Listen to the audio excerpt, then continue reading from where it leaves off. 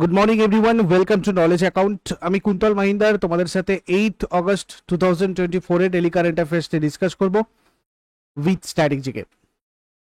দেখো, আজকে তোমাদের সকাল 6টায় ডেলি কারেন্ট অ্যাফেয়ার্স থাকছে, তারপর 8:45-এ তোমাদের ডেলি ম্যাথ বুস্টার 77, 9:30টার সময় আজকে WBP English class live case স্টাডিতে তোমরা করবে, 10:30টায় জিকে ঝালাই, আর আজকে 7টার সময় তোমাদের থাকবে জিকে অনুসন্ধান, আর 11:30টার সময় তোমাদের ইন্ডিয়ান হিস্ট্রি যেমন আগের দিন লাইভ ক্লাস হলো কেস স্টাডিতে, সেরকমই তোমাদের আজকে চ্যাপ্টার ওয়াইজ নেক্সট যে ক্লাস হবে সেটা তোমাদের হবে। ঠিক আছে, আমি লিঙ্ক টেলিগ্রামে সব শেয়ার করে দেবো, তোমরা ওখান থেকে জয়েন করে নিও সবাই। আর আমাদের অ্যাপের টেস্ট সিরিজ অপশনে চলে যাও, তোমরা ক্লার্কশিপের নতুন টেস্ট সিরিজটা পেয়ে যাবে। যারা যারা ব্যাচে নেই তারা এখান থেকে টেস্ট সিরিজটা দিতে পারবে। অ্যাপের লিঙ্ক ডেসক্রিপশন বক্সে আছে, বা তোমরা গুগল প্লেতে গিয়ে সার্চ করে নাও নলেজ অ্যাকাউন্ট অফিসিয়াল। আর ইবুকে তোমরা আমাদের পিডিএফ গুলো কালেক্ট করতে পারবে, কারেন্ট অ্যাফেয়ার্সের মান্থলি, ইয়ারলি বা অন্যান্য জিকের পিডিএফ গুলো।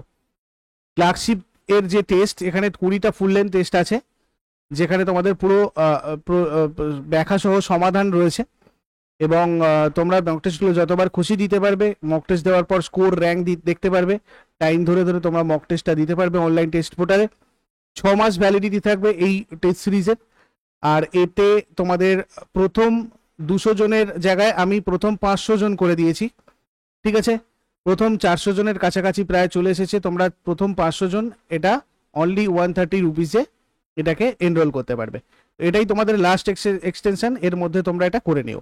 আর যারা যারা নতুন, যারা যারা অলরেডি ক্লার্কশিপ ব্যাচে রয়েছে, তাদেরকে এই মক টেস্টগুলো নতুন করে এনরোল করার দরকার নেই। তোমরা গিয়ে ব্যাচে টেস্ট সিরিজ যে অপশনটা আছে সেখানে গেলেই তোমরা শিডিউল দেখতে পারবে, একটা একটা করে মক টেস্ট দিতে পারবে। কেমন? অ্যাপের টেস্ট সিরিজে তোমরা এগুলো পাবে। ঠিক আছে, আর তোমরা যদি ডাব্লিউবিপিএসসি ক্লার্কশিপ ব্যাচে জয়েন করতে চাও বা পরিবর্তন ব্যাচ যে কোনো ব্যাচে জয়েন করতে চাইলে এই নাম্বারে তোমরা যোগাযোগ করো। প্রাপ্তি, বুলেট, এগুলো তোমাদের এসএসসি ফাউন্ডেশন বা রেলওয়ে ফাউন্ডেশন ব্যাচ রয়েছে, এর জন্য তোমরা এই নাম্বারগুলোতে হোয়াটসঅ্যাপ অথবা কল করে নিও। কেমন?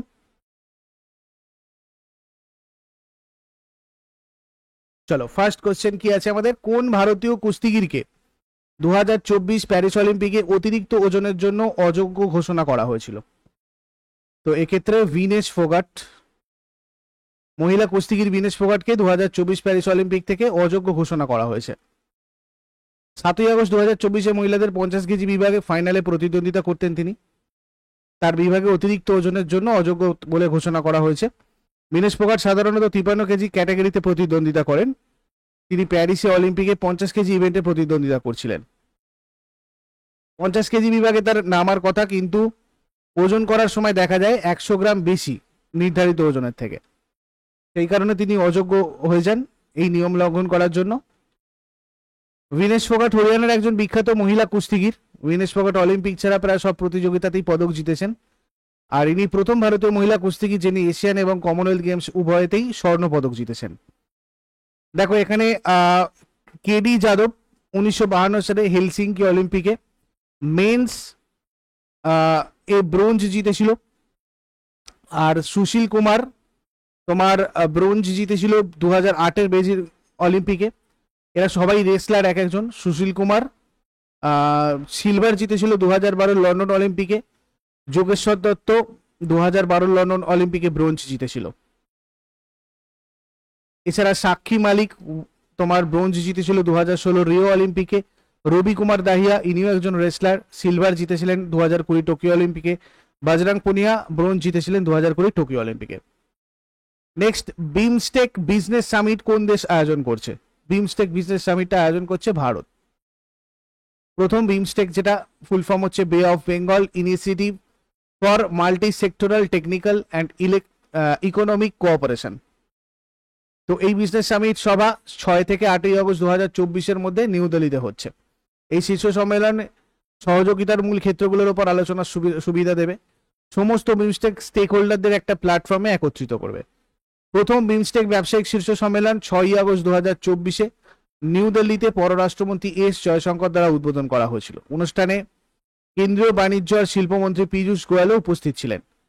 কনফেডারেশন অফ ইন্ডিয়ান ইন্ডাস্ট্রিজের সহযোগিতায় বিমস্টেকের প্রথম ব্যবসায়িক শীর্ষ বৈঠকের আয়োজন করেছে বিদেশ মন্ত্রক। তারপরে জুন 2024 পর্যন্ত পিএম কুসুম যোজনা থেকে উপকৃত কৃষকের মোট সংখ্যা কত? পিএম কুসুম যোজনা থেকে মোট 4,11,222 জন কৃষক উপকৃত হয়েছে। কেন্দ্রীয় সরকার 2019 সালের মার্চ মাসে এই পিএম কুসুম স্কিমটা চালু করেছিল, যেটা কৃষকদের শক্তি আর জল সুরক্ষা প্রদান, তাদের আয় বৃদ্ধি আর কৃষিখাতকে ডিজেল মুক্ত করা এবং পরিবেশ দূষণ হ্রাস করার লক্ষ্যে জানুয়ারি 2024 পর্যন্ত বাড়ানো হয়েছে। তো এখানে 30/6/2024 পর্যন্ত দেশে পিএম কুসুম প্রকল্প থেকে উপকৃত কৃষকের মোট সংখ্যা 4,11,222 জন।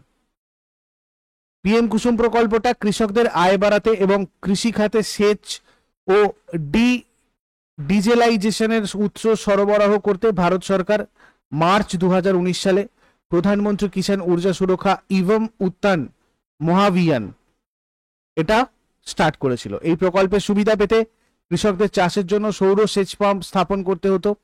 এই প্রকল্পের অধীনে ভারত সরকার কৃষককে সৌর সেচ পাম্পের মোট খরচের 60% ভর্তুকি প্রদান করবে।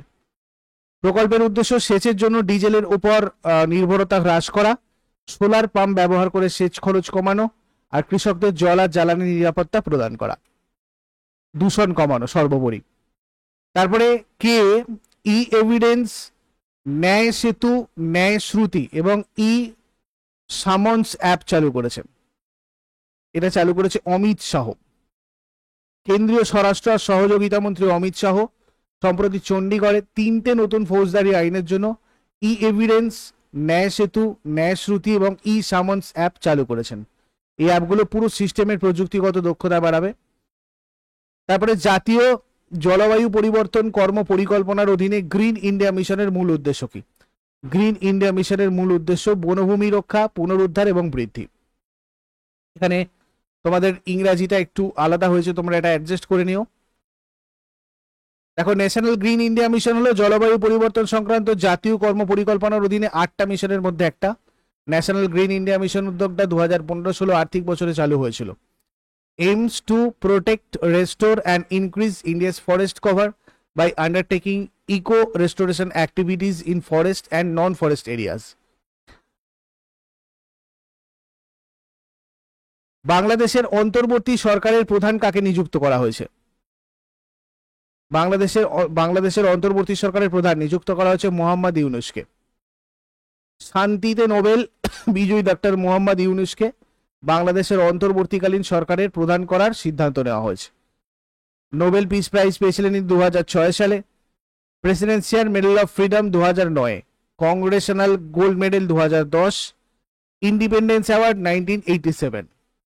নেক্সট, জম্মু ও কাশ্মীরের কেন্দ্রশাসিত অঞ্চলের পূর্ণকালীন ডিজিপি হিসেবে কাকে নিযুক্ত করা হয়েছে? আর সোয়াইনকে জম্মু ও কাশ্মীরের কেন্দ্রশাসিত অঞ্চলের পূর্ণকালীন ডিজিপি হিসাবে নিযুক্ত করা হয়েছে। স্বরাষ্ট্র মন্ত্রক সম্প্রতি জম্মু ও কাশ্মীরের সার্বক্ষণিক ডিজিপি হিসাবে আর সোয়েনকে নিযুক্ত করেছে। জম্মু কাশ্মীর 2019-এর 31শে অক্টোবর কেন্দ্রশাসিত অঞ্চলে পরিণত হয়। এর জেলা রয়েছে 20টা, রাজধানী জম্মু শীতকালীন আর শ্রীনগর হচ্ছে গ্রীষ্মকালীন। Lieutenant governor Manoj Sinha. আর জম্মু কাশ্মীর লাদাখ হাইকোর্টের বিচারপতি রয়েছেন Tashi Rabstan acting. Next, UNESCO heritage মর্যাদা পাওয়া মেলকা কুন্টুরে অ্যান্ড বালচিত কোথায় রয়েছে? এটা রয়েছে ইথিওপিয়াতে। মেলকা কুন্টুর ইথিওপিয়ার উপরে আওয়াস উপত্যকায় একটা প্যালিওলিথিক সাইট। এটা মেলকা আওয়াস গ্রাম থেকে আওয়াস নদীর ওপারে সড়কপথে আদ্দিস আবাবার 50 কিলোমিটার দক্ষিণে রয়েছে। এটা 2024 সালে একটা ওয়ার্ল্ড হেরিটেজ সাইটের মর্যাদা পেল। নেক্সট, ভারতের কোন টাইগার রিজার্ভে প্রথমবার দুটো ভিন্ন রঙের চোখের একটি চিতাবাঘ দেখতে পাওয়া গেছে? এটা পাওয়া গেছে বন্দিপুর টাইগার রিজার্ভে। দেখো, ফটোগ্রাফার ধ্রুব পাটিল বন্দিপুর টাইগার রিজার্ভে দুটো ভিন্ন রঙের চোখ সহ একটি চিতাবাঘের ছবি তুলেছেন। হেটারোক্রোমিয়া ইরিরাম হলো একটি অত্যন্ত বিরল জেনেটিক মিউটেশন, যার ফলে দুটো চোখের প্রতিটি আলাদা রঙের হয়। তোমরা এখানে দেখতেই পাচ্ছ। বন্দিপুর জাতীয় উদ্যান ভারতের কর্ণাটকের চামরাজানগড় জেলায় একটা জাতীয় উদ্যান, যেটা প্রায় 335.38 বর্গমাইল জুড়ে রয়েছে। 1973 সালে প্রজেক্ট টাইগারের অংশ হিসাবে এটাকে একটা বাঘ সংরক্ষণাগার হিসাবে মনোনীত করা হয়েছিল। হিরোশিমা দিবস কবে পালিত হয়? এটা পালন করা হয় 6ই আগস্ট, হিরোশিমা দিবস। 1945 সালের 6ই আগস্ট জাপানের হিরোশিমায় মার্কিন বোমারু বিমান এনোলা গে লিটল বয় নামের প্রথম পারমাণবিক বোমা নিক্ষেপ করেছিল। এর ফলে প্রচুর মানুষ আহত এবং নিহত হয়েছিলেন। তাদের স্মরণ করে এই দিনটা হিরোশিমা দিবস হিসাবে পালন করা হয়। এরপরে আগের দিনের হোমওয়ার্কগুলো সবাই মিলিয়ে নাও।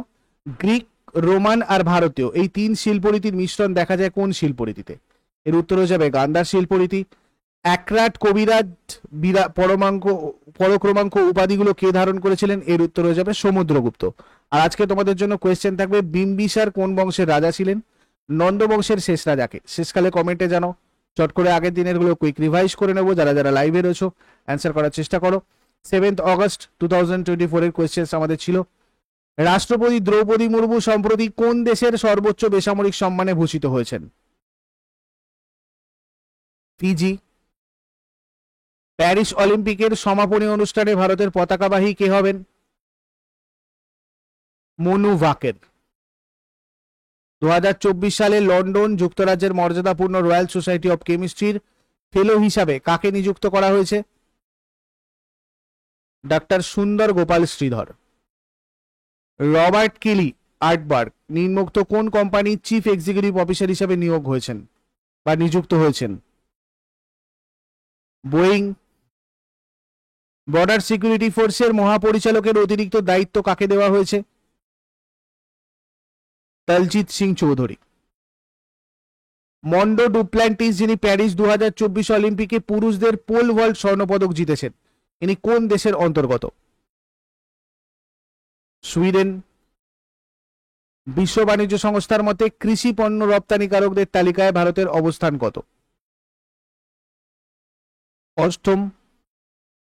ইউনিফাইড পেমেন্ট ইন্টারফেস এবং ন্যাশনাল কমন মোবিলিটি কার্ড উভয় বৈশিষ্ট্য রূপে ক্রেডিট কার্ডে একত্রিত করার জন্য কোন ব্যাংক প্রথম বেসরকারি ব্যাংক হয়ে উঠেছে? RBL bank. কোন সংস্থা সম্প্রতি ইকোজেন চালু করেছে, এশিয়ার প্রথম কম কার্বন সবুজ জিঙ্ক? Hindustan zinc limited. 21তম বহুজাতিক সামরিক মহড়া খান ফেস্ট 2024 কোথায় অনুষ্ঠিত হবে? মঙ্গোলিয়া। এগুলো ছিল তোমাদের আগের দিনের কারেন্ট অ্যাফেয়ার্স। ইউজফুল বলে মনে হলে অবশ্যই সবাই লাইক করো, কমেন্ট করে তোমাদের ফিডব্যাক জানাও। যারা নতুন রয়েছে প্রতিদিন সকাল 6টার সময় ডেইলি কারেন্ট অ্যাফেয়ার্স এর আপডেটের জন্য নলেজ অ্যাকাউন্টকে সাবস্ক্রাইব করে বেল আইকন প্রেস করে অলে ক্লিক করে নাও। Thank you so much, take care, have a great day.